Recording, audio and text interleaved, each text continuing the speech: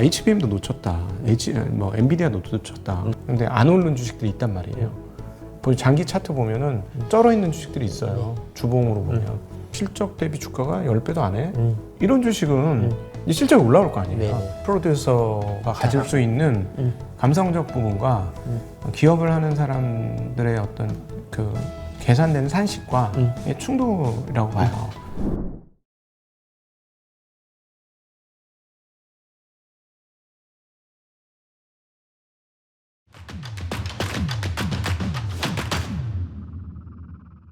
안녕하십니까, 권순장의 브릿지 권순장입니다.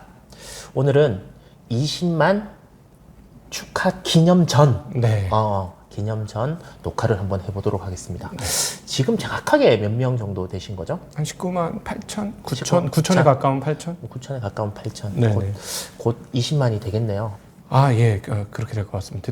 굉장히 오랜 시간, 생각보다 오랜 시간 걸렸어요. 맞죠. 네. 저도 뭐 작년쯤에는 될 줄 알았는데 네. 제가 너무 자주 안 나와서. 그렇지. 맞죠. 네, 권수장 브릿지가 좀 자주 되었으면은 금방 20만에 갔을 텐데 그게 제일 큰 이유가 아닌가 싶습니다. 그러니까 시청자분들이 아마 그 생각하실 거예요. 그러니까 20만이 안 된 거라고.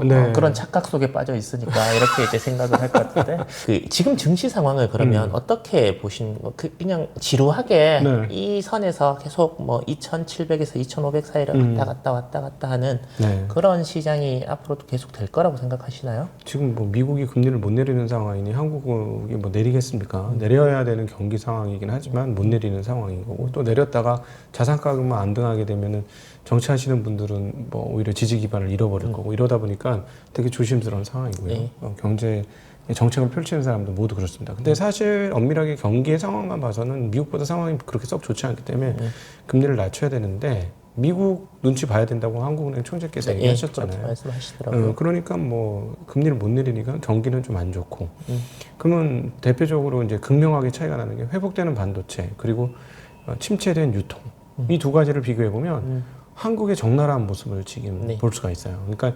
세계의 수출을 잘할 수 있는 품목 중에 세계 경기가 일부 조금 회복이 되면 그쪽은 되게 좋은데 국내 경기만 봐가지고는 뭐 이제는 심지어 그 가장 선두권역에 있었던 쿠팡조차도 앞으로 이러다가 얘네도 위기 당하는 거 아니야? 이런 생각이 들 정도잖아요. 그러니까 유통업이라는 게 결국은 개인들이 돈이 많아져가지고 돈을 소비를 많이 하고 이렇게 돼야 되는데 그쪽이 지금 내수 쪽이 완전히 멈춰버리니까. 안 그래도 오늘 그 신문에 일면에 그거 났더라고요.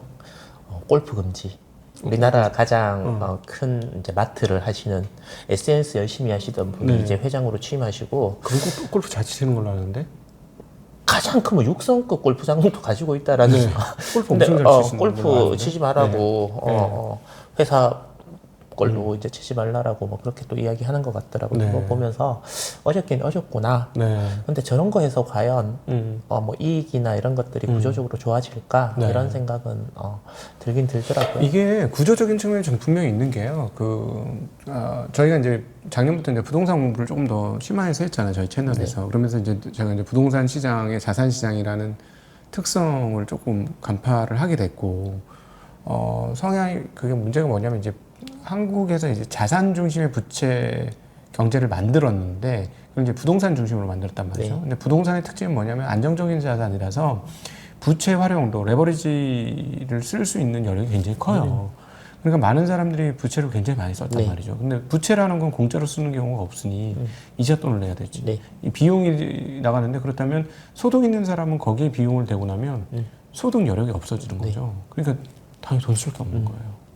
그러니까 수출 기업만 바라보게 되는 이유 중에 하나가 부채가 너무 많으니까 국내에서 돈을 쓸 수가 없고 내수 경기는 절대 안 돌아가고.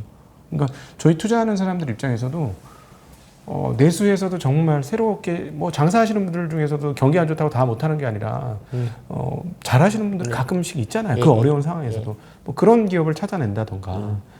아니면 이제 전반적인 수출 좋아지는 쪽으로 간다는 이게 되게 편중되게 하지 않으면 어려운. 그러니까 시장이 전반적으로 좋아져서 2020년 같이 전반적으로 좋아지면 운 좋은 사람은 뭐 100% 200% 나지만 운 나쁜 사람도 20-30% 수익이 나는 시장인 거잖아요. 근데 그게 지금 굉장히 어렵기 때문에 투자하는 사람들 입장에서 어렵다. 이렇게 볼 수 있겠어요.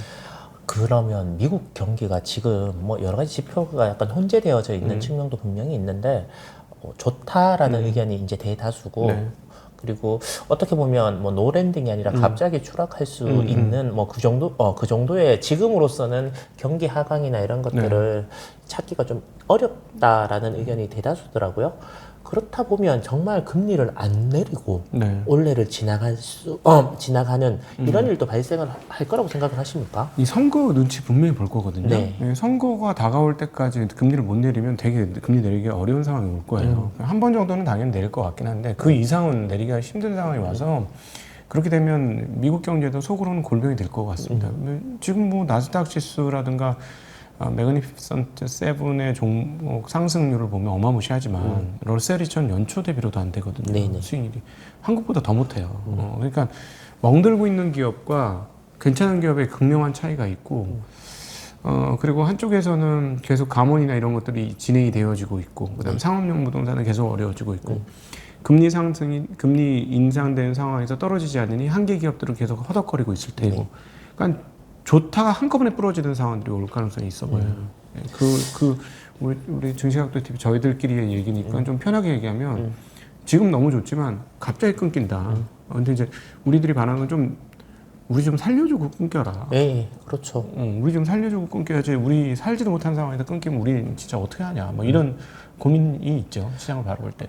만약에 미국이 벌어지면 우리나라 주식시장은 더 크게 벌어질 테니까 다치더라도 미국이 덜 다칠 수 있다. 라고 상당히 그 일리가 있죠. 일리가 있죠. 그렇다고 해서 고점이라고 생각되는데 들어갈 필요는 없는 거죠. 그 일리는 있어요. 그러니까 만약에 부러진다고 할지라도 시간이 일정 수준 지나면 회복이 될 건데 문제는 뭐냐면 그 매그니피센트 세븐이라는 게 몇몇 종목은 약간 소비재 중심인데 몇몇 종목은 기술주라고요. 테슬라가 전고점에 올까요? 꼭 고민해 보셔야 돼요. 자, 그럼 엔비디아는요, 똑같은 기술주예요. 그 고민을 하셔야 돼요. 예를 들어 애플은 소비재예요. 얘는 떨어지더라도 때가 되면 올라올 수 있어요. 근데 이제 물론 이제 중국의 그 세 번째 매출 지역인 중국이 어떻게 될 것이냐 이 문제가 있긴 있습니다. 있지만 결국 소비재, 뭐 소프트웨어, 뭐 이런 거 판매하면서 때가 되면 5년이든 10년이든 제자리 찾고 고점을 돌파할 가능성은 있어요. 그런 건 있지만. 그렇지 않은 종목은 아무리 빅7이라고 할지라도 테슬라에서 봤듯이 그런 일이 또 벌어질 수 있다. 이거는 꼭 감안해야 된다. 라는 말씀드리고 싶어요. 최근에 테슬라와 엔비디아를 이제 말씀을 하시면서 테슬라는 어찌됐든 자동차라는 최종 그러니까 제품을 소비자에게 파는 회사이고 엔비디아는 그걸 이제 우리가 사서 컴퓨터에 끼우는 것보다는 중간재 업체에서 필요한 회사, 뭐 큰 아까 뭐 MS나 애플이나 아니면 메타나 이런 데다가 이제 공급을 하는 중간재를 공급을 하는 회사인 부분을 주목해야 된다라고 말씀을 하셨는데 그걸 조금 더 상세하게 어떤 부분이 다른지 좀 설명을 해주실 수 있겠습니까? 그러니까 지금 우리나라 소비 경기 하나도 안 좋은데 반도체 너무 좋다 그러잖아요. 좋아지기 시작한다 그러잖아요. 그리고 오늘 뭐 실적을 발표했던 하이닉스 같은 경우는 영업이익 2.8조예요. 그리고 매출은 분기 매출로는 굉장히 그 1분기 매출로는 사상 최고 수준이고 이렇다면 2분기도 사상 최고 돌파할 것 같고 그러면 이 수준이면 올해 연간으로 영업이익이 10조가 넘을 가능성이 있어요. 그 10조가 뭐야? 영업이익으로 따지면은 그렇지 12조에서 16조까지도 지금 가능한 상황으로 열리고 있으니까 현재 주가가 그럼 비싸냐? 그렇죠. 썩 많이 안 비싸요. 그런 정도로 경기 좋은데 지금 경기가 좋냐는 거죠. 경기 하나도 안 좋아요. 그러니까 그 중간단을 판매하는 친구들은 중간단을 사주는 기업들의 상황에 따라서 상황이 바뀌니까 엔비디아도 그렇고 그다음에 이제 처음부터 모두 예전에 이제 이 AI 칩 일종의 그 자기들끼리 칩워 비슷한 게 생겼을 때 이거 생각보다 굉장히 크다. 왜냐면 빅테크들끼리 경쟁이 시작됐기 때문에 굉장히 크게 될 수 있다는데 그때 생각해서 예상했던 것보다 월등히 커요. 이렇게 클 거라는 상상도 못했어요. 그러니까 그리고 이렇게 칩값이 비싸게 고공행진을 오랫동안 할 거라고 생각도 못했고 결국 이렇게까지 공급이 안 될 거라고도 생각을 못했어요. 그러니까 그런 상황이기 때문에 엔비디아는 그 빅테크들의 그 매출의 그 어떤 계획에 따라서 시중의 상황과 상관없이 가는데 즉 여기서 시중의 흐름과 상관이 없다는 건 금리 영향을 안 받는데 별로 테슬라는 다르죠. 금리 영향이 그대로 노출돼 있죠. 그렇죠. 왜냐하면 최종 소비자이기 때문에 소비자가 직접 사는데 차값이 싸질 않고 차값이 꽤 비싸고 뭐 1억 원 내외 한국 돈으로 이런 다 차값이 다 그런 정도 가격이니 이걸 살려면 보조금 혜택이 엄청 나거나 그러면 아니면 금융이 비용이 얼마 안 들거나 이런 거죠. 내가 이 차를 몰아서 세이빙하는 돈으로 이자도 갚고 다 돼. 그냥 내연기관 차 산 거보다 나쁘지 않아. 하는 이런 계산이 떨어지면 그냥 잘 팔렸을 수 있어요. 근데 지금은 그 계산이 안 떨어진 거죠. 만약에 이걸 내가 할부를 해가지고 7% 8%를 해가지고 해야 한다면 그냥 이거 말고 그냥 이번에는 내연기관 사지 뭐 하이브리드 사지 뭐 이렇게 될 수 있다는 거죠. 그러니까 그런 쪽으로 최종 그 디바이스들은 경기의 영향을 굉장히 많이 받습니다. 그런 경기의 영향 가운데 노출돼 있다. 그 점이 엔비디아와 테슬라의 가장 큰 차이점이에요. 엔비디아는 지금 실적이면 크게 비싸지 않고 비싸진 않죠. 맞죠. 앞으로도 뭐 비슷하거나 아니면 조금 더 나은 실적을 왜냐하면 뭐 오늘 또 발표했습니다. 뭐 신문에도 났던데 하이닉스가 청주에 원래 디램 공장을 지으려고 그러다가 그걸 그냥 HBM 공장으로 그래서 뭐 원래는 4조 몇천억 해서 한 20조 정도를 앞으로 추가. 그러면 얼마나 좋게 보길래? 그러면 결국은 엔비디아가 잘해야 HBM이라는 게 그나마 크게 쓸모가 있을 텐데라고 생각해보면 지금보다 더 좋아질 확률? 이런 것들도 충분히 열어놔야 되지 않나 싶거든요. 왜냐하면은 이게 이제 AI를 범용성으로 쓰기 시작하면은 그 수요가 굉장히 폭발적으로 일어날 거고 물론 이제 가격은 계속 다운시켜야 될 겁니다. 근데 이제 문제가 뭐냐면 코어스를 못 해요. 그 TSMC의 코어스를 딴 데서 못 하니까 가격이 고공행진할 수밖에 없는 거예요. 아무도 못 만들어주는 거 우리 캐파 정해져 있는데 우리도 남겨 먹어야지. 우리 한창 볼 때 50%씩 마진 냈어. TSMC 입장에서 이것도 50% 이상 마진 줘야 돼. 그래야 우리 할 거야. 이러지 않을 수가 없는 거잖아요. 제일 좋은 라인을 너희한테 준 거니까 배정을 해준 거니까. 그러면 계속 가격이 고공행진할 것이고 쉽게 떨어지지 않겠죠. 그러나 어느 때가 되면 분명히 떨어질 겁니다. 가격이. 결국은 문제가 뭐냐면 모수가 커지는 게 문제가 될 거예요. 모수가 이렇게 큰데 여기서 어떻게 더 성장할 수 있느냐 하는 시점이 분명히 올 겁니다. 이미 이제 매출이 툭 하고 올랐죠. 이렇게 진짜 이러다가 툭 하고 올랐어요. 그 여기서 또 이렇게 한 2단계 툭 하고 올라가는 과정이 이제는 보이기 시작하거든요. 그럼 이게 꺾일 거란 얘기예요. 분명히.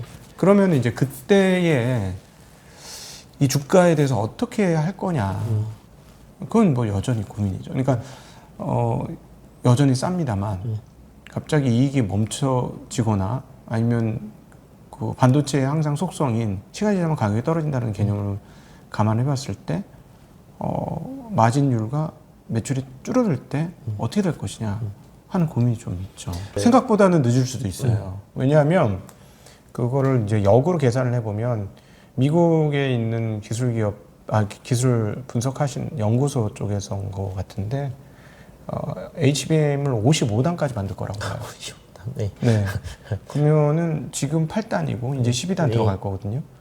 그러면은 55단까지 진보가 된다면 진보의 연수가 1년에 50%씩 증가한다고 해도 55단까지 가려면은 시간이 최소 5년 정도 이상 걸릴 거 아닙니까? 그때까지 계속 확장된다는 얘기죠.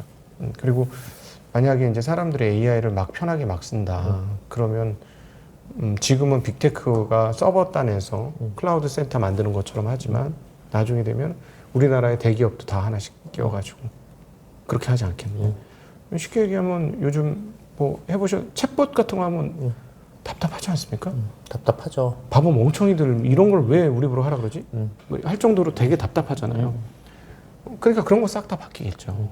그런 거 바뀌고 그다음에 예를 들자면 이미 그 AI 아나운서 같은 거 생겼더라고요.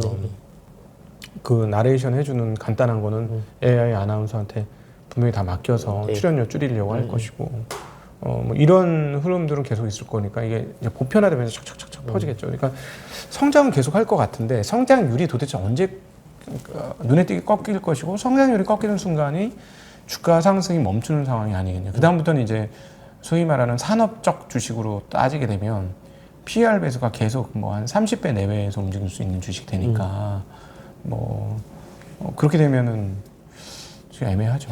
지금 그거 걱정을 해서 좀 떨어지는 게 아닌가 싶어요. 실적 발표 전에. 근데 오히려 제가 보기에는 테슬라하고 정 반대일 것 같은데 테슬라 뭐 실적 발표하고 나서 올랐습니다만 실적이 워낙 안 좋아서 결국은 이 실적을 사람들이 다시 회귀를 할 것 같고 엔비디아는 걱정을 하다가 실적 발표를 하면 안심을 하고 걱정을 하다가 실적 발표를 안심하고 하는 이 흐름들이 몇 분기 더 이어질 가능성이 있어 보여요. 네.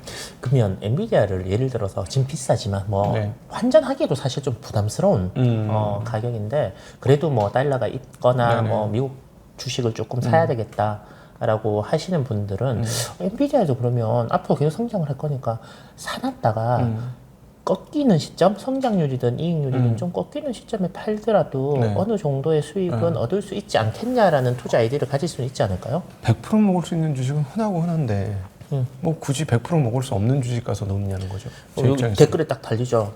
흔하디 흔한 100%짜리 주식을 빨리 말해라.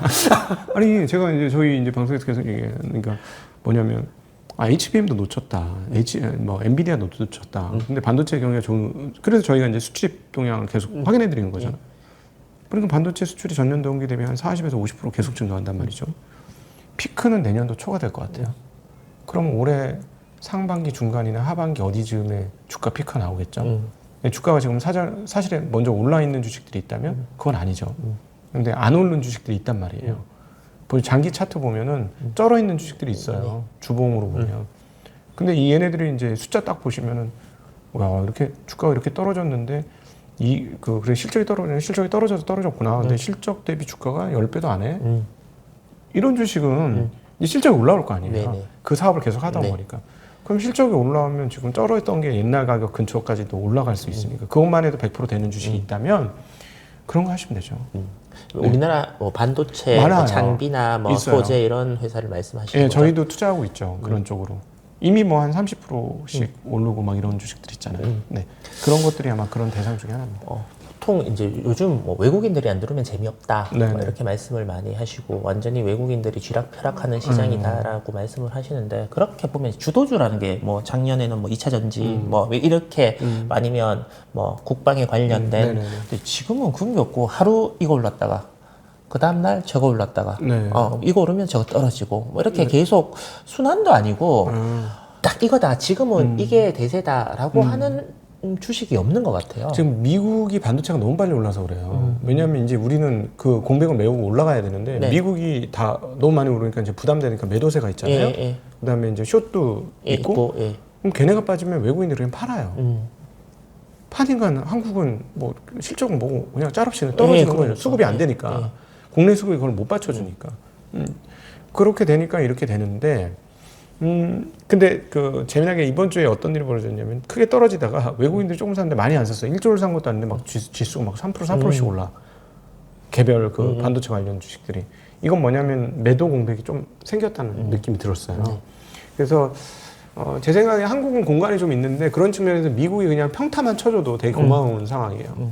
근데 이제 평타가 아니고 흔들거리면 외국인들이 자꾸 매도세를 내면 우리도 시세를 다 제대로 반영을 못 받을 가능성은 있는 거죠. 그러니까 뭐 이런 것 같더라고요. 최근에 보면 미국 이렇게 정규장 말고 이제 실적 발표하고 나서 애프터 마켓에서 테슬라가 막 10% 이상씩 오르면 막 우리나라 주식도 야 가자 이렇게 오르다가 또 정규장에서 뭐 괜찮게 조금 올랐는데 실적 발표하고 나서 메타 같은 경우에 막 10% 15% 막 떨어지니까 야 안 되나 봐 이러고 그러니까 거의 이제 실적 발표하고 나서 뭐 가이던스에 그러니까 시장의 반응인 것 같아요. 네네네. 뭐 좋게 반응했는데 그냥 우리가 그냥 오늘은 뭐 진짜 느낌은 그냥 팔고 싶어 하면 안 떨어지고 외국인들이? 사고 싶어 이러면 막 오르고 네. 와, 외국인들도 뭐 미국 시장 근거에서 움직이는 친구들이 많으니까 그 영향을 그대로 받는 그래서 거죠. 와 이거는 투자라는 게 맞는 건가? 야 지금 단기간에 보면 이게 투자인가 그냥 뭐 미국 그러니까 심리에 따라서 왔다 갔다 하는 되게 힘없는 시장? 그러니까는 그 본질로 들어가서 이익이 계속 증가할 수 있는 기업을 찾아내는 게 중요하죠. 굉장히 어려운 게 이번엔 짤 없어요. 그러니까 아무리 좋은 회사라도 이익 증가가 없으면 주가 안 오릅니다. 올해 장의 특징이에요. 저도 하나 당했죠. 그러니까 이익 증가할 거라고 생각했는데 이익 증가를 못 시키고 딴 데서 비용이 많이 샜어. 여지없이 주가 폭락해요. 그러니까 그런 일을 저도 당해서 이제 계좌 수익률이 확 훼손이 됐는데 제가 보기에는 지금도 그런 측면에서 이익이 잘 나는 회사 그리고 이익이 잘 나서 배당을 주는 회사는 정말 주목해서 보셔야 되는 상황인 것 같아요. 오히려 배당에 더 주목을 해야 된다. 지금 진짜 큰 뉴스가 하나 뜬 건데 배당 분리과세 있잖아요. 네. 이거 지금까지 보신 분들은 저희 채널 구독자 중에 우수 구독자실 테니까 제가 요즘 느끼고 있는 점은 뭐냐면 이거 보통 일이 아니다. 진짜 이건 대주주 입장에서 생각해봐라. 한번 얘기는 했습니다만 대주주 입장에서 세금 50%씩 내고 배당 받고 싶은 마음은 별로 없을 거예요. 근데 돈 필요한 사람이 몇 겠어? 있지. 근데 만약에 20% 정도? 뭐 25%? 15% 아니면 지금처럼 15.4% 이런 식으로 배당 소득세를 따로 떼. 배당을 왜 안 받아요? 받아야지. 그러면 배당을 줄 수 있는 회사, 현금 여력이 있는 회사, 돈이 쌓여 있는 회사, 이런 회사의 주가가 어떻게 될까 한번 생각해 봐야 돼. 배당률이 막 4%, 5%씩 늘어날 수 있어요. 1%밖에 안 주는 회사들이. 지금 이제 각도기님 말씀하신 거는 그 흔히 말하는 밸류업과는 다른 걸 말씀을 하시는 건가요? 아니면 그거랑 같은 연장선상에서 놓고 봐야 되는 건가요? 밸류업의 일환으로 분리과세 얘기가 나오는 거니까 뭐 그렇게 거기에 포함된다고 얘기는 할 수 있는데 이건 굉장히 근원적인 문제예요. 배당소득세를 따로 예를 들어 그걸 금투세로 넣든가 우리 이제 손현식 교수님하고 주장하고 있듯이 금투세는 배당소득세를 넣어라. 이자 소득세하고 따로 분리 좀 해라. 이런 얘기를 하지만 하여튼 이게 어떤 식으로 이제 분리과세가 되는 순간 배당률이 엄청나게 올라갈 겁니다. 그러면 어떻게 되냐면 기술주 이런 게 가는 게 아니고 우리가 이제 올 초에 경험했지만 은행, 보험, 그다음에 증권 일부 오를 때 멍하신 분들 많았을 거예요. 뭐지? 네. 근데 만약에 분리과세가 가시가 된다. 진짜 멍하신 분들이 정말 많을 거예요. 어떤 주식이 오르냐면 뭐 섬유? 뭐 이런 거지. 철강 중에서 이제 대리점 철강? 뭐 이런 주식들이 오를 수도 있어요. 그리고 뭐 당연히 지주사, 오래된 회사들, 현금 엄청 쌓아놨던 뭐 먹을 거 주는 회사들 중에 아직까지 주가 안 오른 회사들, 뭐 이런 것들 엄청나게 오를 수 있어요, 주가가. 결국은 근데 이게 뭐 법이 통과돼야 되든 네, 법을 그렇죠. 바꿔야 되는 부분이기 때문에 결국은 말만 나오다가 제일 큰 문제는 이해가 없다는 거예요. 국회의원들이. 우리 그때 영상을 찍었지 않습니까? 전 국회의원하고. 그분 말씀이 관심도 없고 알지도 못하고 뭔지도 모른다는 거예요. 그러니까 이게 문제인 건데 분위기는 탔잖아요. 이게 유권자들이 관심이 많은 거다. 근데 그분들은 이제 유권자들이 관심이 많으면 움직여요. 그러니까 참 민주주의가 좋기도 하고 좀 이상하기도 한 건데 생각이 없지만 사람들이 움직이면 거기 맞춰줘. 그게 좋은지 나쁜지는 좀 파악을 하고 하면 좋은데 그냥 맞춰주는 것 같아. 그러니까 제가 보기에는 어디든지 간에 다음 대선 레이스를 위해서라도 맞춰줄 가능성이 있습니다. 네. 하긴 뭐 그 분리과세 얘기가 경제부총리 입에서 어쨌든 먼저 나왔던 부분이라는 거는 한 번쯤은 뭐 의미를 부여해야 할 부분인 것 같아요. 그 말 이후에 배당 많이 주는 주식들의 주가 흐름이 좀 달라졌어요. 제가 지금 관찰하고 있는 몇 개 주식들이 있는데 뭐지? 신기한데? 이 주식 절대 안 오르는 주식이 움직이네? 네, 그런 주식들이 지금 보이기 시작합니다. 그러면 뭐 이제 보통은 이제 이렇게 얘기를 하고 또 그쪽으로 공부하고 천천히 느리게 이제 가면 안정적인 수익을 올릴 수 있다라는 생각을 하지만 이거 시청하시는 분들 중에도 모르겠고 나 지금 원래 한 30% 먹어야 돼. 그래서 지금 반도체를 사 아니면 비싸지만 조금 떨어지고 나면 뭐 이렇게 방산이나 그 전력 기계 많이 올랐지만 뭐 전선주 이런 걸 사야 되는 건가? 아니면 조선주가 또 한번 뭐 수주도 많이 하고 뭐 이렇게 흑자 이제 적자 흑자 난다 그러니까 여기에다가 한번 크게 한번 투자를 해볼까? 뭐 이렇게 고민을 하시는 분들이 계시거든요. 그럼 뭐 어떻게 다 맞추겠어요? 지금 말씀하신 거는 다 좋은 영역이에요. 지금. 네, 지금 딱 말씀하신 영역이 그러니까 왜냐면 요 바깥으로 나가면 안 돼요. 야, 요 안에 여기다 뭐 엔터 정도까지. 네. 엔터는 좀 길게 보셔야 될 것 같고 요 바깥으로 나가면 안 돼. 지금 왜냐면은 완전히 뭐 지뢰밭이에요. 왜냐하면 금리 못 내리지, 이익 증가 없을 거지. 되는 놈들만 집중적으로 팔 거거든요, 시장이. 되는 놈들은 지금 너무 좀 이상한 게 너무 눈에 뻔히 보이니까 이게 맞는 걸 보고 있나? 뭐 이런 생각이 드는 거지. 조선, 뭐 일부 기계, 그다음에 말씀하셨던 뭐 전압, 그다음에 방산, 뭐 그다음 반도체, 이런 것들이 너무 뻔한 거예요. 그다음 이제 관광객들 많이 늘어나니까 그거 관련된 일부 소비주들, 뭐 이런 정도죠. 그러니까 나머지는 뭐 화학주, 와 이거 뭐 잘못 갔다 한 골로 가네. 유통 안 되고. 예, 유통도 잘못했다 큰일 나네. 뭐 이런 상황이니까 지금 금리가 낮아지기 전까지는 조금 이렇게 되는 업종에서 차별적으로 있으셔야 되겠고요. 근데 어느 특정 업종만 무조건 된다. 이거는 좀 잘 모르겠고 많이 오른 주식은 저는 일단 뭐 피해야 된다. 그러니까 변압기 같은 것 중에서 많이 오른 거 있잖아요. 좋긴 하지만 그건 좀 피해야 되겠다. 만약에 밸류업 되면요, 박스 전량 그거 처리하셔야 돼요. 진짜로. 왜냐하면 우리가 이제 1월달에 보셨습니다만 일반적으로 생각할 때 전혀 생각지도 않았던 주식들이 진짜 그 창고에 먼지 푹푹 쌓여 있는 기업들 주가가 오르기 시작하면요, 지수 파괴력이 굉장히 클 겁니다. 그래서 함부로 그 밸류업 진짜 된다면, 근데 가능성이 전혀 없다고 보지 않는 게 옆에 나라들이 지금 다 그거 하고 있거든요. 왜냐면 이런 생각이 드는 거예요. 큰 틀에서 부동산 중심의 경제를 편성을 해왔는데 부동산으로 여기서 더 땡겨서 더 올려가지고는 이게 감당이 안 되는 상황까지 가고 있어요. 일단 소비가 줄잖아요. 부동산 여기서 올린다고 소비가 늘까요? 제가 보기에는 계속 부채를 땡기니까 다수의 사람들이 부채를 땡기게 되면 소비는 죽는 거예요. 있는 사람이 아무리 많아진다고 해서 쓰던 거 막 서너 배씩 쓰는 건 아니니까. 그러니까 그게 이제 각국 모두 한계에 도달한 것 같고, 1번이 제일 처음에 이 부동산으로는 끝나서 안 되니 우리는 다른 자산 부의 효과를 만들어내자 해서 주식으로 넘어간 거고, 네. 그게 지금 효과가 나오고 있는 거잖아요. 이게 끝까지 성공할지는 봐야 되겠으나 일본이 그렇게 하고 지금 중국도 그걸 하려고 열심히 노력 중이고. 그러니까 중국은 말은 일단 그렇게 하더라고요. 네. 시진핑이 직접 네. 또 이야기도 하고. 결국 뭐냐면 나라를 버티려니까 이 사람들이 지금 채택한 게 나중에 어찌 될지라도 일단 지금 띄워야 되겠으니 그러면은 소득으로 떼어줄 수는 없어. 그러면 그럼 부의 효과를 내보자. 부동산은 이제 끝났어. 부의 효과를 여기서 추가로 내기가 힘들어. 그럼 이제 다른 쪽 남은 게 주식이 이런 거죠. 네. 투자, 금융 이런 건데 금융 띄우겠다는 얘기를 하고 있으니 우리만 안 해? 이렇게 하기가 오히려 힘들 수도 있죠. 네, 우리 또 남들을 하면 또 금방 캐쳐가잖아요. 그렇죠. 뭐 따라가는 거는 네. 팔로우 전략은 워낙 기본적으로 네. 잘 하니까. 만약에 그렇게 되면 그 소위 말하는 박스권 전략이 안 통할 수 있어요. 지금까지는 딱 맞아요. 지금까지 그거 안 한다고 가정을 하면 딱 그게, 그렇게. 네, 그게 맞습니다. 근데 뭐 이것도 가정입니다. 우리나라는 밸류업을 진짜 진행을 가는 과정인데 미국 주식 시장이 무너졌어요. 네. 그러면 결국 우리나라 주식 시장은 크게 오르지 않을 가능성이 있지 않나요? 다르게 봐야 될까요? 그게 2002년에서 2007년은 전혀 달랐어요. 미국 시장 어떻게 되는지 우리 계속 올랐어요.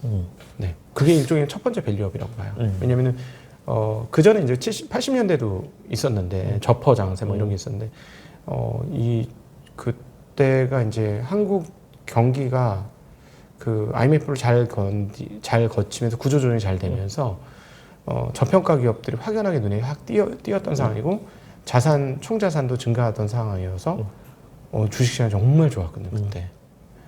지금 슈퍼게임은 다 그때 슈퍼게임이 된 거니까. 만약에 밸류업 하면 그 시즌2가 나올 수 있어요. 그래서 주식에서 이제 슈퍼게임이 나올 때가 이제 다시 오는 거예요. 절호의 기회가 올 수 있는 거니까 그거는 감안을 하시되, 이건 디폴트 값은 아니다. 왜냐하면 지금의 디폴트 값은 말씀하신 대로 미국 금리나 미국의 상황들에 다 연동되어 있기 때문에 뭐 예를 들어 소위 말하는 밸류업을 전격적으로 해준다든가 이런 조건값이 나오지 않으면 박스권이라고 보셔야 되고, 미국이 무너지면 뭐 같이 당연히 타격을 입을 수밖에 없는 상황이다. 왜냐하면 금리를 안 내리면서 가는 상황이기 때문에. 근데 미국은 경기가 부러지면 금리를 내릴 겁니다. 그래서 하방이 되게 막혀 있을 가능성도 있어요. 팡팡 내리더라고. 내릴 때 보면 또. 네. 지금은 이제 고용이 슬슬 이번에 이제 ISM도 봐야 되겠습니다만은 S&P 글로벌의 고용 지수가 48이 나왔으니까 50 기준에서 51.2 하던 게 48이 나왔으니까 요거는 이제 뭔가 금이 가기 시작한 게 보인 거예요. 일부 한쪽에서. 네. 근데 금이 이제 하나 살짝 갔다고 유리창이 그냥 와장창 깨지는 게 아니라 금이 네. 많이 가야 와장창 내려가는 거잖아요. 지금 이제 골병의 느낌이 이제 하나 포착이 됐다. 근데 문제는 뭐냐면 얘네가 이제 와자작 해서 무너질 것 같으면 금리를 내릴 거다. 그것도 생각보다 빠르게 내릴 수 있다. 고용이 결정할 것이다. 그거는 기억하셔야 될 것 같습니다. 아까 인터뷰 얘기를 살짝 하셨는데 제가 이걸 어떻게 보면 가장 가까운 사람이 그쪽에 있기 때문에 누구보다 그 생리를 잘 알겠다라고 해서 이제 질문을 드릴 수도 있고 반대로는 그렇기 때문에 말하는 부분에 있어 갖고 좀 조심스러울 수도 있겠다라고 이제 또 생각이 드는 부분도 있거든요. 근데 질문은 드려보겠습니다. 편하게 하셔도 괜찮습니다. 뭐 이제 하이브 얘기죠. 네. 뭐 회사 탈취 사건이라고도 그러고 하여튼 뭐 여러 가지 이야기들이 있던데 저는 이제 엔터사업은 옛날부터 사람이 가장 큰 문제다라고 했는데 그 사람이라는 게 네. 예를 들면 뭐 SM을 떠났지만 이수만이라는 사람이 머리 가르마에 비율까지 일일이 다 간섭하기 때문에 그 사람의 한 사람의 영향력이 너무 크다. 네. 이게 문제다. 그래서 좀 분산시킬 필요가 있어서 레이블을 여러 가지 두고 하는 게 낫다라고 했는데 그렇게 하니까 또 뭐요? 그 레이블 안에서도 서로 막 간섭 위 막 생기고 이게 그러니까 뭐가 정답은 없는 것 같은데 결국 이 사람의 리스크가 너무 큰 사업이 아닌가라는 결론이 이제 든단 말이에요. 그러니까 멀티 레이블을 한 거겠죠. 네. 근데 이거 되게 재밌는데 그리고 제가 이제 그 저하고 이제 가까운 친구가 연예 그 기획사에 들어가서 연예인 활동을 하다 보니까 좀 이해도가 깊어졌죠. 여쭤볼게요. 가까운 친구는 맞아요? 엄청 가깝죠. 그러니까 그 뭐지 네. 하늘이 맺어 주는 인연 이런 거 말고 네. 정말 이렇게 전화 통화도 자주 하고 전화 통화 거의 못 하죠. 그래 밥도 자주 먹고 밥도 거의 못 먹어. 네. 뭐 교류도 이렇게 많이 하고 그냥 속정이 있는 거죠. 경상도 틈에 속정이 있는 거예요. 잘 아시면서 아니 그러니까 가깝다고 그러시니까 뭐 오히려 이제 저는 개인적으로 자식이 일을 하니까 가까워졌어요. 일을 하니까. 그러니까 고충을 얘기하면 그렇지. 남자는 그런 고충을 좀 겪어봐야지. 힘들긴 하겠다. 근데 나도 그렇지도. 나도 뭐 이러면서 그냥 오히려 그 동지애가 좀 느껴져요.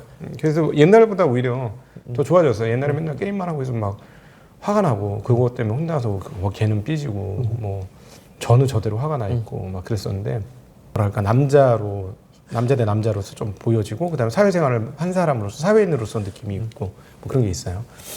그래서 이제 덕분에 엔터 사업을 이해하는 데 굉장히 큰 도움을 받았습니다. 그래서 제가 엔터에 눈을 떴어요. 이번 사건을 순수하게 제 개인적으로 혹시나 뭐 하이브라든가 딴 데서 저한테 태클을 안 거셨으면 좋겠어요. 저 순수하게 제 개인적인 의견은 그냥 우리끼리 하는 유튜브 내용이니까 뭐 저거가 있는 거하고는 전혀 상관없고 제 머릿속에 있는 생각을 회사가 어떻게 알겠어요. 그죠? 저는 이거를 그 M 대표 입장에서 한번 풀어보고 싶어요. 이거 재밌어요. 이거 왜 재밌냐면 M 대표가 보니까는 이 시각 아티스트거든. 일종의 시각 그러니까 시각적 프로듀서로 시작한 거예요. 시각 프로듀서가 그래픽 디자인 시각 프로듀서가 확장되어서 전체 프로듀서가 된 영역이에요. 보통 음악을 하던 사람이 프로듀싱을 해가지고 프로듀서가 되는 경우가 많은데 보여지는 부분. 이것을 배치를 해서 시각적 배치 측면에서 접근해서 그룹을 만든 입장인 거예요. 근데 이제 그렇게 하는 과정에서 뭐 자기를 다 갈아 넣었겠죠. 뭐 그런 과정에서 모두 자기를 갈아 넣으면서 했고 그게 이제 시대와 사회에 영향을 흡입을 받아서 그게 다 이제 픽업이 돼서 그 사람은 되게 유능한 사람이 된 거죠. 왜냐면 시대의 호흡과 같이 했으니까 시대의 호흡에 맞춰줬으니까 그래서 이제 그걸 인정받고 브랜드 오피서가 됐고 한국 최고의 그 엔터 회사의 브랜드 오피서가 됐고 그래서 건물도 자기가 다 그 인테리어라고 해야 되나 그걸 다 했잖아요. 근데 그것까지 했으니까 브랜드 오피스로서 역할은 잘했지. 그러니까 제가 보기에는 그 건물에 문제가 없다면 내부자한테 얘기는 안 들어봤지만 그러면 역할 잘한 거 아니에요? 뭐 연봉 많이 받는다고 하지만 난 그 정도는 받을 수 있을 것 같아요. 뭐 5억을 받았다는 소리 있긴 하던데 모르겠어요. 근데 어쨌든 그렇게 했는데 근데 이번 건은 뭐냐면 자기가 직접 그룹을 키웠단 말이에요. 자기가 이제 어떤 식으로 자기 사단이 있잖아요. 뭐 작곡가 뭐 이런 사단이 해서 성공했어요. 또 다시 성공을 했으면 이게 자기가 만들어낸 그룹이기 때문에 자기 자식 같은 느낌이 있을 거라는 거지. 원래 기업을 하시는 분들은 회사를 자기 자식처럼 느끼는 부분이 있어요. 근데 문제는 뭐냐면 이 사람 M 대표 입장에서는 비슷한 여자 그룹들이 계속 나오는 거예요. 뭐 아일리시라든가 그다음에 뭐 르세라핌이라든가 그 말 전해지는 거를 보면 카피를 했다라고 주장을 하는 거지. 본인이 그렇게 얘기를 했으니까. 네, 뭐 그러니까 쉽게 얘기하면 일종의 카피고 그래서 그 뉴진스의 브랜드 가치가 떨어지고 있다를 브랜드를 되게 그런 걸 생각하는 사람이니까 그렇게 얘기를 한 거겠죠. 저는 거기까지는 그렇게 할 수 있다고 봐요. 근데 그걸 너무 세게 한 것 같아요. 계속 그걸 얘기한 것 같아요. 이건 문제가 있다, 심각하다. 시각 프로듀서가 가질 수 있는 어떤 감성적 부분 분명히 있을 거라고 봐요. 저는 그 부분 그리고 자기가 만들어낸 어떤 생산물에 대한 어떤 애착 이런 거 분명히 있을 것 같거든요. 그게 훼손된 거고 그러니까 자기의 이 팀이 흔들릴 수 있다라는 걱정을 하게 된 게 아닌가 하는 생각이 들고 그건 뭐 충분히 할 수 있을 것 같아요. 거기에 대해서 뭐 얘기를 한 거고. 근데 하이브 입장에서 보면 그룹사잖아요. 근데 이거 하나로 끝나지 않고 계속해서 뭔가 뽕뽕뽕뽕 샘이 솟아나는 수익원들이 창출돼야 되는 거잖아요. 네. 기업적인 입장에서 보면. 그러니까 사실은 뭐 카피를 했든 안 했든 우리 회사인데 무슨 상관이 있겠어요? 본인들은 2번 타자, 3번 타자, 4번 타자를 계속 만들어서 어떤 영향력을 훨씬 더 하고 확고한 그런 기반들을 더 다지고 싶었겠죠. 그리고 그걸 기반으로 세계적인 기업도 될 세계적인 엔터테인먼트 하고 싶었겠고. 그래서 사실은 제 느낌에는 하이브 입장에서 그게 예를 들어서 일부 참고를 했든 말든 그게 뭐가 중요하냐. 그리고 어차피 전부 우리 자산인데 우리의 이 지적 재산인데 이 지적 재산을 오른쪽에서 사용했다, 왼쪽에서 사용했다, 앞에서 사용했다, 뒤에서 사용했다 다 가능한 거 아니냐. 어차피 우리의 IP인데 이런 생각을 했을 것 같다는 얘기가 들어요. 근데 이걸 애지중지 애착을 관계에 있는 사람은 우리 브랜드가 훼손된다. 이건 안 된다. 이건 우리 거다. 이렇게 주장을 했을 것 같아요. 그러니까 그러면 처음에는 이렇게 뭔가 합의를 하려고 했겠죠. 주장을 이거 자꾸 우리 브랜드 훼손되게 하면 안 된다. 있을 수 없다. 라고 너무 세게 주장하면 어느 순간에 이거 같이 못 가겠네. 이런 생각을 했겠죠. 제가 보기엔 요 프로세스가 아마 숨어 있을 것 같아요. 요게. 그런 것 같아요. 그 나머지는 이제 요것들이 발현된 거고 껍데기로. 그러니까 뭐 여러 가지 뭐 그런 것 같아요. 저는 좋은 학원 보내고 그리고 이제 좋은 옷 입히고 이렇게 해서 걔가 진짜 누가 봐도 와 저렇게 어떻게 애를 만들 수가 있지? 라고 이제 키운 엄마가 되는 거겠죠. 근데 가만히 생각을 해보면 그 좋은 학원은 그 좋은 옷은 과연 본인 돈으로 다 할 수 있었느냐?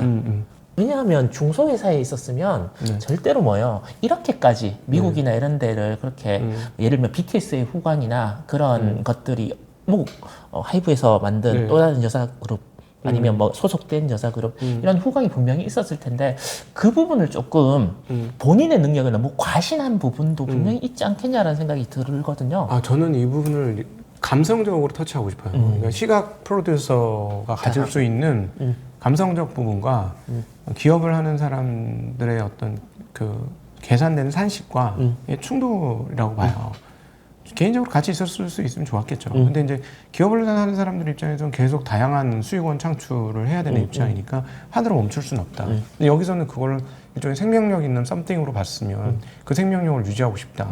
훼손되고 있다. 근데 그 이제 나오는 얘기들 중에 보면은 자사뿐만 아니라 타사도 우리를 카피하고 있다. 이런 얘기를 했거든요. 그러니까 이거는 정말 되게 감성적인 터치인 거예요. 그러니까 제가 보니까 우리가 옆에서 볼 때 구분을 해야 될 게 이쪽은 처음부터 끝까지 감성적으로 얘기하고 있어요. 여기는 기업하는 입장에서의 그 수리적 관점에서 얘기를 하고 있고 그 입장이 전혀 달라요. 제가 보기에는 그 눈의 위치가 달라요. 근데 우리가 이걸 하나로 엮어서 보면 안 읽어져 이 게임이. 근데 안타깝게도 M 대표는 역부족일 가능성이 매우 높습니다. 왜냐하면 제가 봤을 때 요거 이제 제가 이제 뭐 누구나 알 수 있는 거긴 하지만 뉴진스 데뷔한 지 얼마 안 됐잖아요. 데뷔하기 직전에 전속 계약하거든요. 전속 계약 보통 7년 합니다. 내가 전속 계약 얼마인지 모르겠지만 그러면 얘네 나갈 수 없어요. 그러면은 얘네 하나밖에 없거든요. 데리고 나갈 그룹이 없어요. 갖고 갈 수 있는 사람은 그 사단? 그렇죠. 사단밖에 없는 거예요. 뉴진스를 만들었던 사단밖에 없는 거예요. 근데 문제는 뭐냐면 20% 지분을 어떻게 받을 것이냐 라는 문제가 있고요. 그럼 그 돈을 못 챙기고 나가면 아무것도 안 되겠죠. 스폰서가 있어야 돼요. 스폰서 있을 것 같아요. 근데 사실은 뉴진스가 초기 시작할 때 얼마나 많은 돈을 썼는지 몰라요. 뭐 몇십억이 아니에요. 600억 투자했다 뭐 이런 얘기는 하여튼 뭐 굉장히 많이 뭐 정확한 게 아니기 때문에 근데 하여튼 굉장히 돈을 많이 썼어요. 그거 감당할 수 있을까? 중소형사가 되는 순간 감당 못해요. 예. 그러니까 그 측면에서 되게 이제 불리한 입장에 놓인 걸로 추정이 되고 제가 왜 이렇게 얘기를 드리냐면 끝까지 나는 잘못한 게 없고 억울하다는 얘기를 할 거고요. 여기서 이제 다른 그 어떤 스킴을 잡고 계속 움직이게 될 겁니다. 그러니까 방향성이 전혀 다른 서로 간의 이야기를 계속 들을 수 있지 않을까 하는 게 이제 제가 이걸 왜 이렇게 봤냐면 사건 터지자마자 민희 대표의 몇 개 안 되는 인터뷰를 다 따봤어요. 제가 봤어요. 아, 이건 뭐 시각 프로듀서라는 관점에서 이 세상을 읽을 테니 그 관점에서 이 사람의 속마음을 들여다보고 해석을 하면 해석이 좀 되네. 네. 그러니까 이쪽 입장에서는 그럴 수도 있는 거 아니야? 같은 회사잖아. 계속 그렇게 해서 따올 수 있는 거지. 그리고 뭐 예를 들면 뭐 뉴진스조차 뭐 1세대 아이그룹, 2세대 아이그룹 그 전으로 넘어가면 뭐 일본에 있는 뭐 예전에 아이돌 그룹 그게 쭉 점층돼서 쌓여와서의 지금이 있는 거지 하늘에서 뚝 떨어져서 나온 건 아니지 않느냐. 이게 이제 불리한 점이 뭐냐면은 무형자산의 IP를 어디까지 허용할 것이냐, 어디까지 인정할 것이냐 이 문제예요. 근데 이제 게다가 같은 회사 안에서의 IP니까 같은 회사 안에서의 무형 IP에 대한 어떤 소유권 이거는 주장하기가 매우 어려울 거예요. 법적 분쟁으로 가도 이거는 뭐 정말 쉽지 않을 거다. 이건 되게 철학적 문제일 건데 결국 의리의 문제이기도 하고 네. 그리고 이제 이해의 문제이기도 해요. 사람의 감성의 문제이기도 하고. 네, 그래서 이거는 그냥 또 지금 얘기 나오는 댓글들 보니까 또 너무 험악하게 서로 간에 칼질을 하더라고. 제가 보기엔 이거는 그렇게 칼질할 문제까지는 아닌 것 같아요. 네. 그래서 터 주식을 궁극적으로 어떻게 봐야 되느냐라는 부분에 이제 도달하는 거죠. 제가 말씀드리지만은 민 대표 입장이 되게 불리하다. 그럼 결국 근데 레이블은 계속 그대로 갈 거다. 레이블 하나가 휘청거리겠지만 뉴진스가 밖으로 탈퇴하기는 아마 전속 계약으로 인해서 되게 힘들 거다라고 보면 그냥 남겠죠. 새로운 SM도 지금 새로운 프로듀서들이 붙었잖아요. 한국에 뛰어난 프로듀서는 뭐 끝없이 많습니다. 제가 놀란 게 야 진짜 곡이 매일같이 새로운 게 나와요. 진짜 그거에 매달려서 밥 먹고 사는 사람들이 저렇게 많거든요. 그리고 또 거기서 자리 잡아가지고 아주 뭐 예를 들어 한강변이 보이는 아파트에서 사는 작곡가가 있는 반면에 반지하에 사는 작곡가도 있겠구나. 나도 한강변 보는 아파트에서 윈도우 창에서 그렇게 하고 싶어하는 걸 꿈꾸는 수많은 사람들이 밑에 딸려 있겠구나. 끝도 없어요. 제가 보니까 이게 그러니까 이 안에 들어가면 진짜 저는 그랬거든. 안에만 리그에만 들어가면 된다. 리그 전이 레드오션이다. 왜냐하면 연습생도 한 반에 절반 애들이 연애하겠다고 하는 연예인 하겠다는 2세대가 얼마나 많은 그 연습생의 레드오션이냐 했는데 그 리그 들어가면 괜찮은 줄 알았는데 아니에요. 그러니까 데뷔하면 괜찮을 줄 알았는데 데뷔해도 끝도 없어. 그러니까 뭐 7년을 견디는 그룹이 손가락을 꼽을 겁니다. 중간에 다 없어져요. 1년에 수백 개가 나오고요. 그 중에 한 7, 8알은 없어진다고 보시면 돼요. 네, 그렇게 보시면 됩니다. 그러니까 이렇게 치열한 산업, 그래도 투자 그러니까 할만하죠. 그러니까 왜냐하면은 그 되게 거르고 걸러진 여기 살아남은 애들은 되게 거르고 걸러진 거라서 왜 우리나라 그 그룹들이 해외에서 터지기 시작하느냐 훈련이 많이 돼 있어요. 훈련이 많이. 그러니까 그거죠. 한국에서 인정받는 정도면 세계 어디 가도 인정받을 수 있는 수준인 거지. 고품질인 거야. 네. 비슷한 쪽이 웹툰 쪽이 좀 그런 것 같아요. 그렇죠. 웹툰이 아까 말씀하셨듯이 뭐 인기 작가들은 한강변, 뭐 자기 건물 이렇게 소유하는데 그 채색하는 사람들은 골방에서 진짜 뭐 아이패드는 아니지만 애플 그 제품에 열심히 이제 채색을 하고 있는 사람이 부지기수더라고요. 최저임금 받으면서 일하는 사람 엄청 많을 겁니다. 그래서 저 웹툰 시장도 괜찮나라고 뭐 이런 생각은 드는데 아무튼 엔터 회사는 그래도 괜찮다. 그러니까는 뭐냐면 한국에서 이제 앞서 말씀드린 중국하고 이번에 이제 한미일 재무 장관끼리 회담에서 나왔던 그 얘기가 환율 얘기하고 과잉 공급에 대한 얘기고 과잉 공급은 중국 건데 지금 다른 외신에서도 얘기를 하고 있습니다만 지금 그 제2의 공습이 시작됐다. 예전에는 싼 제품의 공습이었는데 이제는 싸고 높은 퀄리티의 제품이 공습이 시작됐다는 거예요. 이거 좀 정말 아마 여기 있는 제품들 중에 상당 부분들도 메이드 인 차이나일 가능성이 높아요. 근데 여기 보면 다 제품들이 좋은 제품들이잖아요. 겉보기는 다 좋아 보입니다. 좋아 보이잖아요. 거기가 장점이 그거예요. 겉보기 좋게 만들어요. 제가 그거 있죠. 그거 차를 이제 좋은 걸 사고 네. 우산을 많이 달라 그랬거든요. 네. 나머지 뭐 쓸데기 없는 거 필요 없어요. 많이 받았어요. 네. 쫙 펼쳤거든요. 네. 흰색 종이가 딱 보이는 거예요. 메이드 인 차이나. 차이나. 그럼요. 아니 내가 이걸 굳이 마크 한 개 찍혔다고 그리고 텀블러도 주더라고요.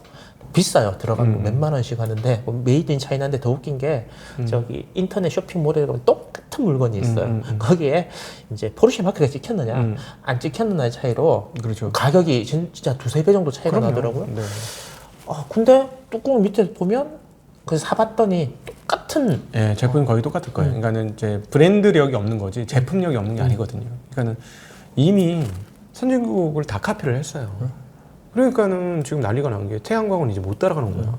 그러니까 태양광 니네 만들지 마 이렇게 되는 거죠. 우리 업체도 다 죽게 생겼어.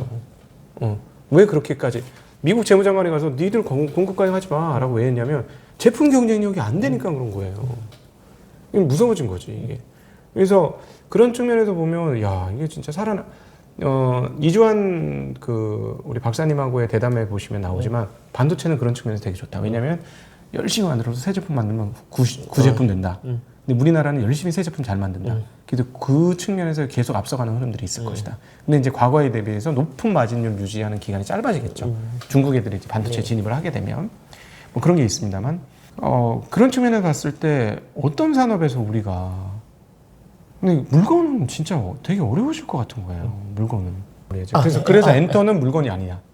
물건이 아니죠.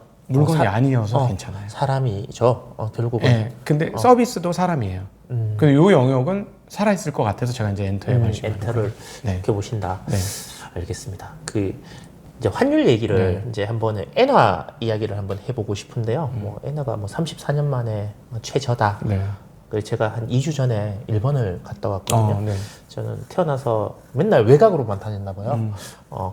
신주쿠를 처음 가본 것 같아요. 네. 그래서 도쿄타워도 가보고 그래서 그 앞에 있는 그 유명하다는 백화점 이세탄 백화점인가? 네. 맞죠?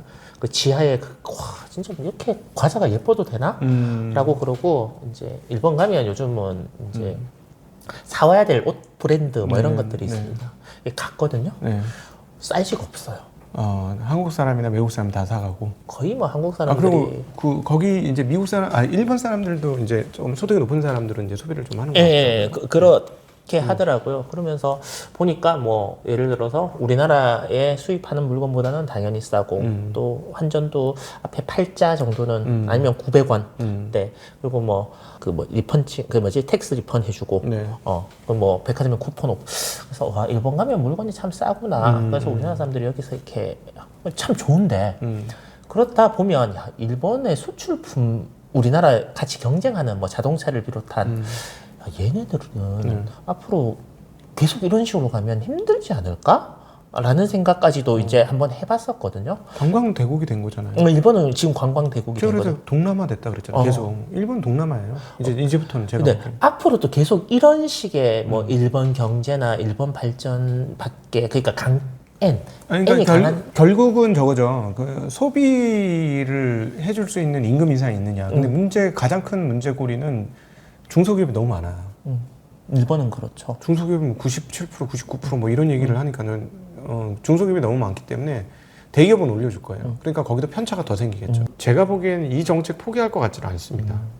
계속 이렇게 되면 국민의 궁핍화를 통해서 경기를 살리는 과정들에 전 들어갔다라고 감히 말하면 이런 말씀을 지금 드릴 수 있을 것 같고 그럼에도 불구하고 이렇게 되면 경기가 전체적으로 호조될 가능성은 매우 높습니다.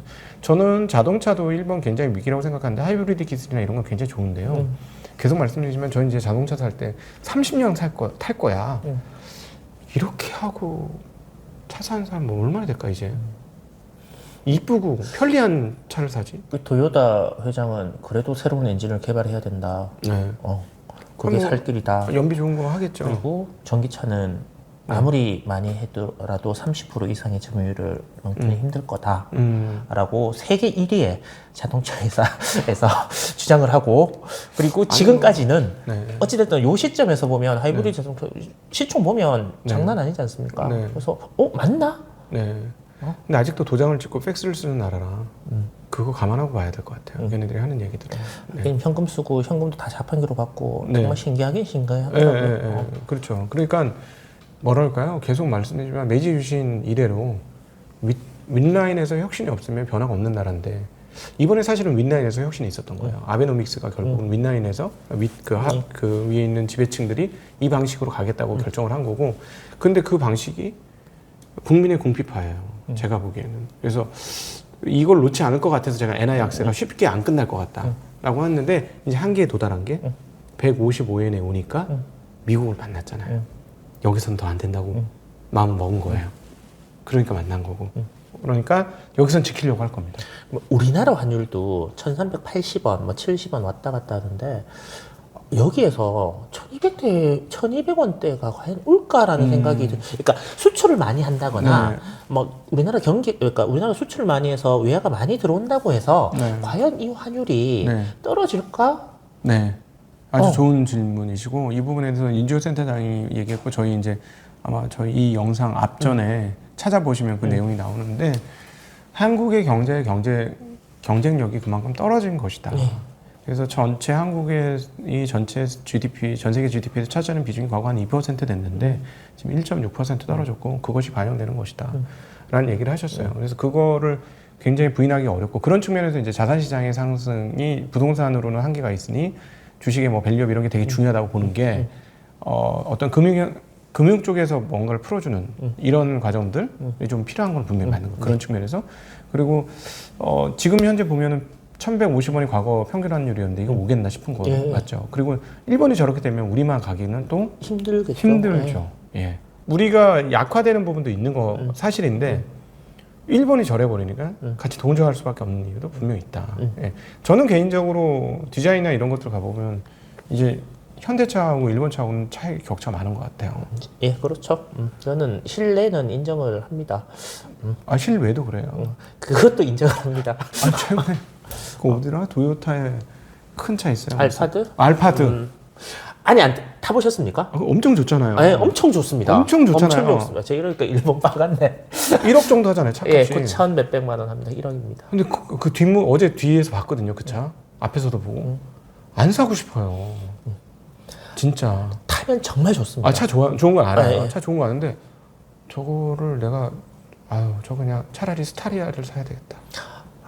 그렇게 말씀하시면 네. 용나요? P 붙은 차랑 그 P 붙었습니다. 중고차가. 스타리아가? 아니요. 알파드가? 차 좋죠. 차 좋은 건 알아요. 왜냐하면 전 세계적으로 지금 수요가 해서 멈춰서? 우리나라의 공급 물량이 적대요.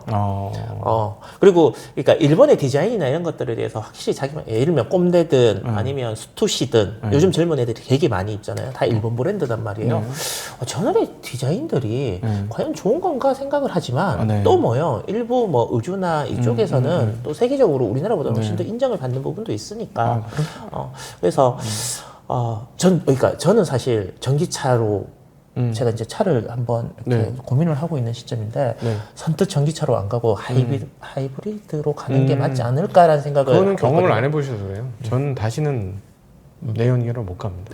다시 한번 하이브리드를 경험해 보시면 그냥 일단 주유소 가는 게 너무 스트레스예요. 그게 이해 안 되시죠? 주유소 집밥을 먹여서 그래요. 네. 아니, 집밥도 집밥이지만 이제 요즘에 거점에 이제 충전하는 데가 있어요.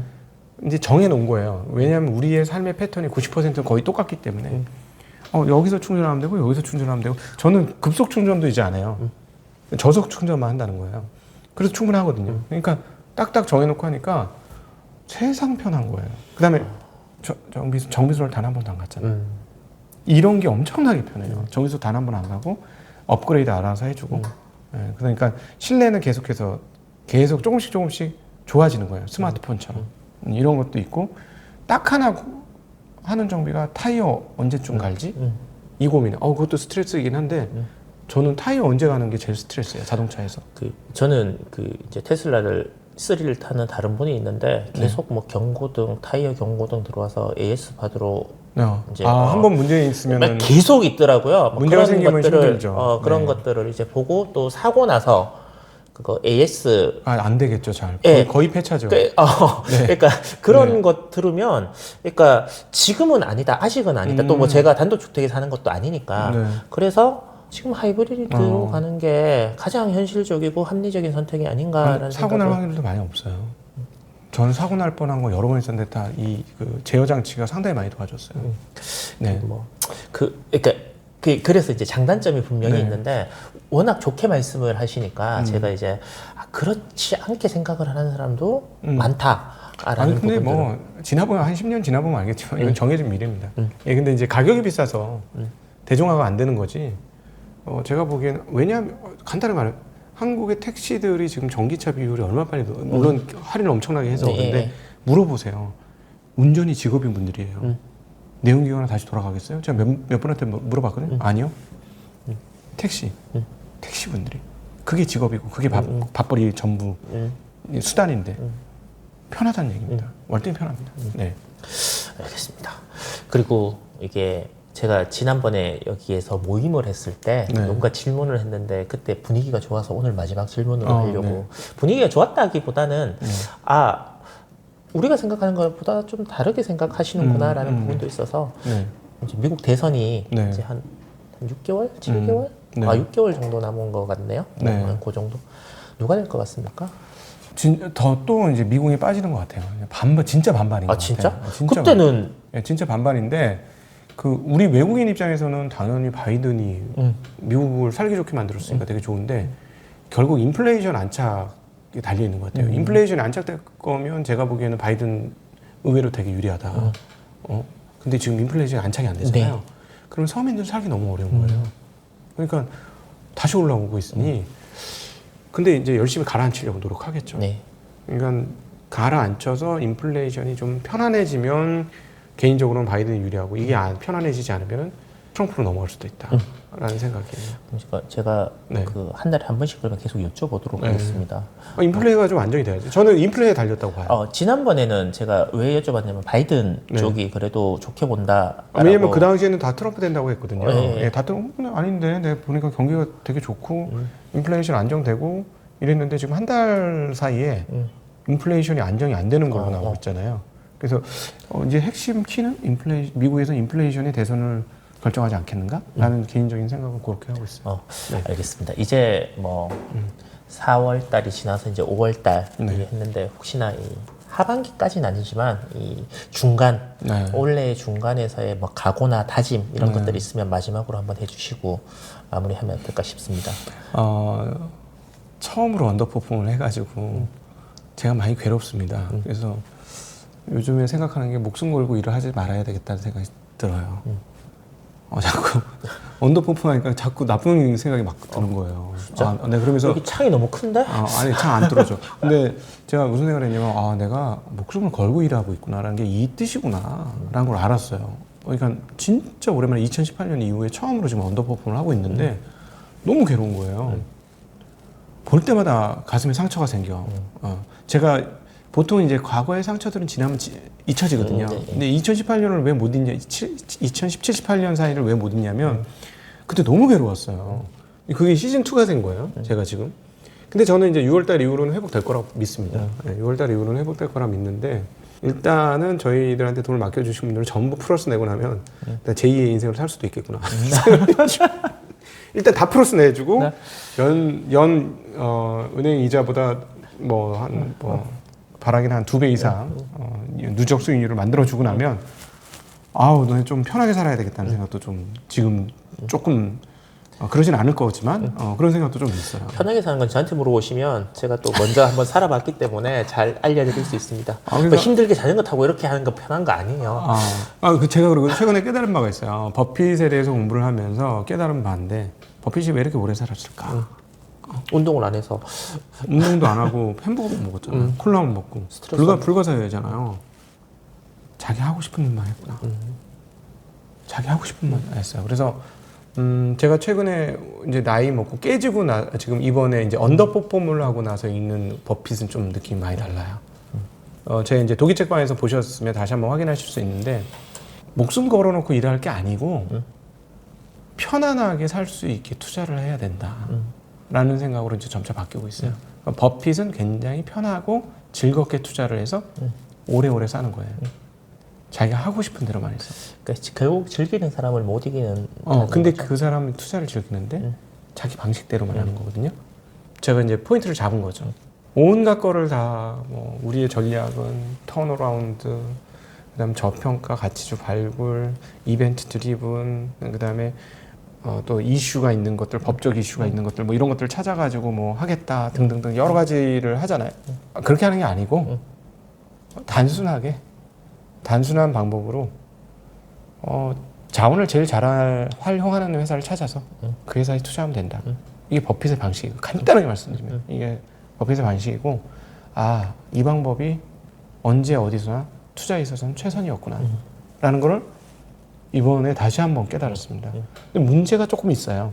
한국은 그게 조금 왜곡됩니다. 이 그 거버넌스 때문에. 네. 그래서 이 거버넌스가 바로 잡히면 우리도 미국식으로 갈 수 있는데 거버넌스 잡힐 때까지 시간 꽤 걸리겠죠.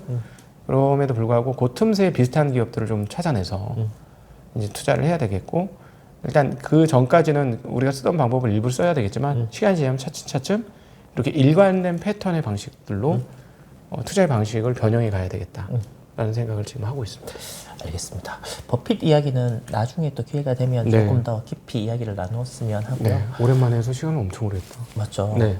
아무튼 할 얘기가 항상 만나면 많아지는 것 같습니다. 네. 여러분들께도 의미 있는 좋은 시간이었기를 바라겠습니다. 고맙습니다. 감사합니다.